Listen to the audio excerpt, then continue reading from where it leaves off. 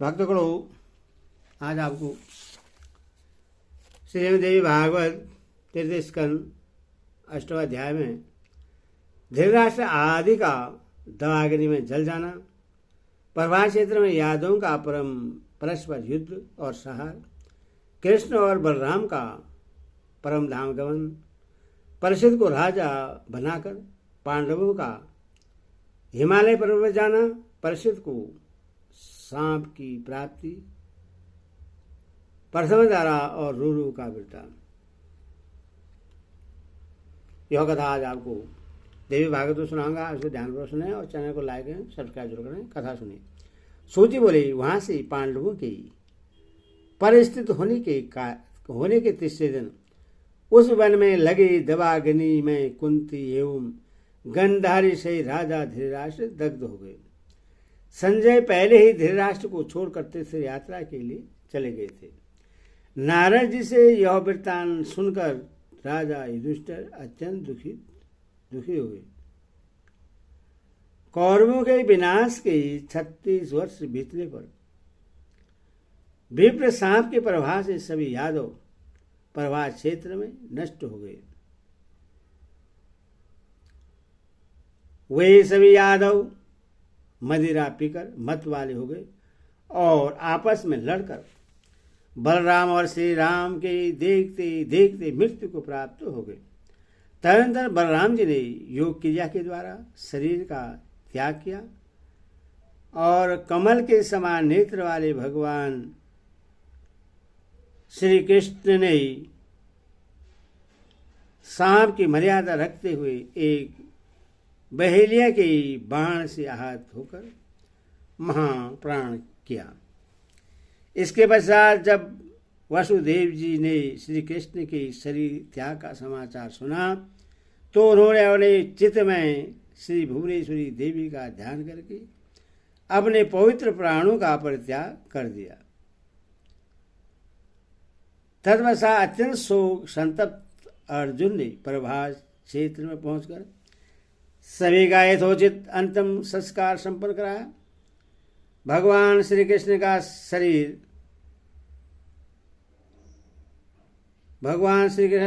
खोजकर और लकड़ी जुटाकर अर्जुन ने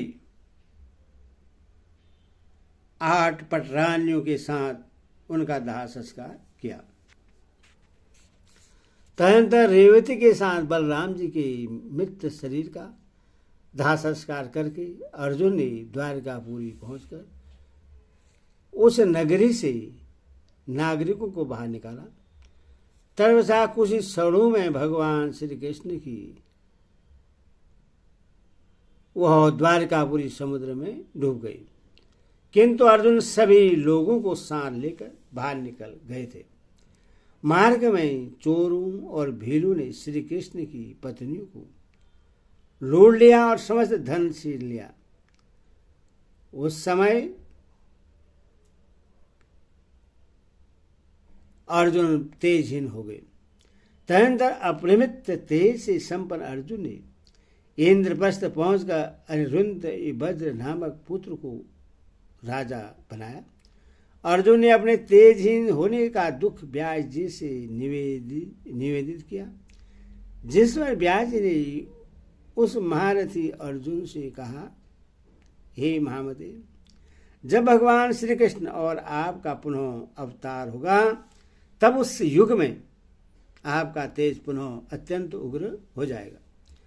उनका यह वचन सुनकर अर्जुन वहां से हस्तिनापुर चले गए। वहां पर अत्यंत दुखी होकर अर्जुन ने धर्मराज युधिष्ठिर से समस्त वृत्तांत कहा। श्री कृष्ण के देह त्याग एवं यादवों के विनाश का समाचार सुनकर राजा युधिष्ठिर ने हिमालय की ओर जाने का निश्चय कर लिया। इसके बाद 36 वर्षीय उत्तरापुत्र परिषद को राज सिंहासन पर प्रतिष्ठित करके वे राजा युधिष्ठिर, द्रौपदी तथा भाइयों के साथ वन की ओर निकल पड़े। इस प्रकार 36 वर्ष की अवधि तक हस्तिनापुर में राज्य करके द्रौपदी तथा कुंती पुत्र इन छहों ने हिमालय पर्वत पर जाकर प्राण त्याग दिए। इधर धर्मनिष्ठ नारद जी परीक्षित ने भी आलस्य रहित भाव से 60 वर्षों तक संपूर्ण प्रजा का पालन किया। वे एक बार आखेट हेतु एक विशाल जंगल में गए। अपने बाण से विद्ध एवं मूर्ख को खोजते खोजते मध्याकाल में उत्तरापुत्र राजा परीक्षित भूख प्यास तथा थकान से व्याकुल हो गए। धूप से पीड़ित राजा ने समीप में ही एक ध्यान मग्न मुनि को विराजमान देखा और प्यास से व्याकुल उन्होंने मुनि से जल मांगा। मौन व्रत में स्थित वे मुनि कुछ भी नहीं बोले, जिससे राजा कुपित हो गए और प्यास से आकुल तथा कली के समान प्रवाहित चित्त वाले राजा ने अपने धनुष की नोक से एक मृत सांप उठाकर उनके गले में डाल दिया। गले में सर्प डाल दिए जाने के बाद वे मुनिश्रेष्ठ कुछ भी नहीं बोले। वे थोड़ा भी विचलित नहीं हुए और समाधि में स्थित रहे। राजा भी अपने घर चले गए। उन मुनि का पुत्र गौरी जात अत्यंत तेजस्वी तथा महातेजस्वी था। पराशक्ति के आराधक उस अभिजात ने पास ही वन में खोजते हुए अपने मित्रों को ऐसा कहते हुए सुना कि हे मुनिश्रेष्ठ, तुम्हारे पिता के गले में किसी ने मृत सर्प डाल दिया है। उनकी यह बात सुनकर वह अत्यंत कुपित हुआ और शीघ्र ही हाथ में जल लेकर उनसे कुपित होकर राजा को सांप दे दिया। जिस व्यक्ति ने मेरे पिताजी के कंठ में मृत सर्प डाला है, उस पापी पुरुष को 1 सप्ताह में तक्षक डस लेगा। मुनि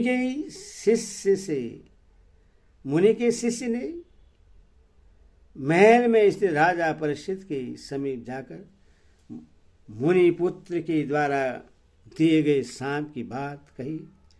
ब्राह्मण के द्वारा दिए गए सांप को सुनकर अभिमन्यु पुत्र परीक्षित उससे अनिवार्य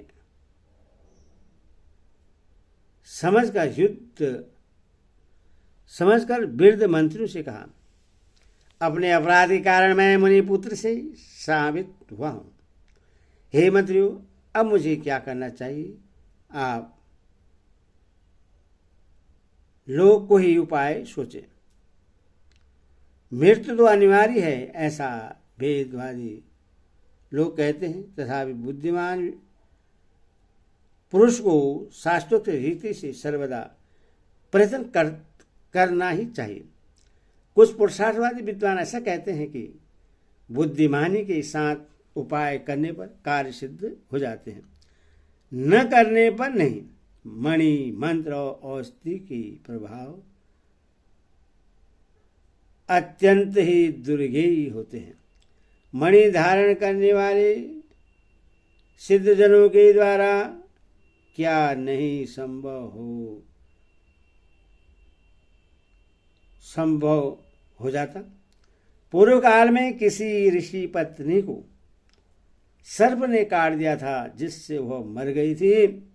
उस समय उस मुनि ने अपनी आयु का आधा भाग देकर उस श्रेष्ठ अप्सरा को जीवित कर दिया था।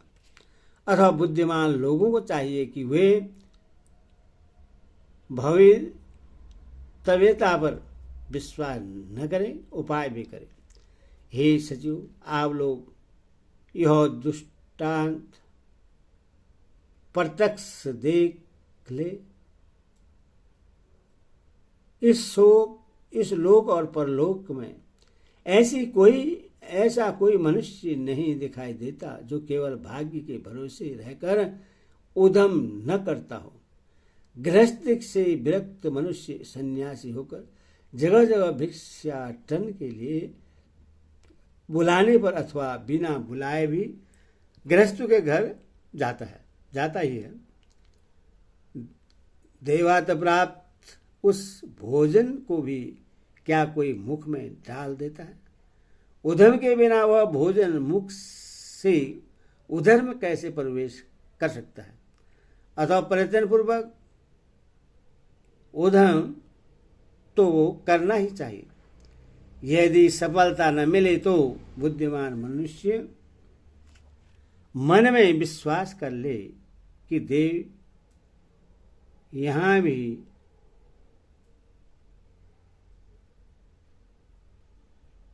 प्रबल है।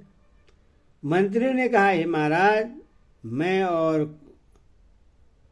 और कौन मुनि थे जिन्होंने अपने साक्ष आधी आयु देकर अपनी पीरी पत्नी को जीवित कर दिया था? वह कैसी मरी थी? यह कथा विस्तार से हमसे कहिए। राजा बोले, महर्षि भृगु की एक सुंदर स्त्री थी जिसका नाम पुलोमा था। उसने परम विख्यात च्यवन मुनि का जन्म हुआ। च्यवन की पत्नी का नाम सुकन्या था। वह महाराज श्रायति की रूपवती कन्या थी। उस सुकन्या से श्रीमान परमति ने जन्म लिया जो बड़े यशस्वी थे। उस परमति की पीरी पत्नी का नाम प्रतापी था। उन्हीं राजा परमति के पुत्र परम तपस्या रुरु हुए। उन्हीं दिनों स्थूलकेश नामक एक विख्यात ऋषि थे। वे बड़े ही तपस्वी, धर्मात्मा एवं सत्यनिष्ठ थे। इसी समय त्रिलोक सुंदरी मेनका नाम की श्रेष्ठ अप्सरा नदी के किनारे जल क्रीड़ा कर रही थी। वह अप्सरा विश्वासु के द्वारा गर्भवती होकर वहां से निकल पड़ी। उन श्रेष्ठ अप्सरा ने स्थूलकेश के आश्रम में आकर नदी तट पर एक त्रिलोक सुंदरी कन्या को जन्म दिया और वह उससे छोड़कर चली गई। तब उस नवजात शिशु कन्या को अनाथ जानकर मुनिवर स्थूलकेश अपने आश्रम में ले गए और उसका पालन पोषण करने लगे। उन्होंने उसका नाम परमद्वार रखा।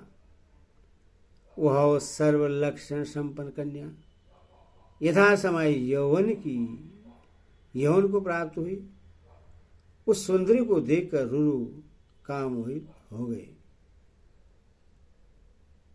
देवी भागवत महापुराण षष्ठादश सहस्रांशी सहितायां धीर्ति स्कंदे रुरु चैर्वणे नामोऽष्टाध्यायः। हरि ओम।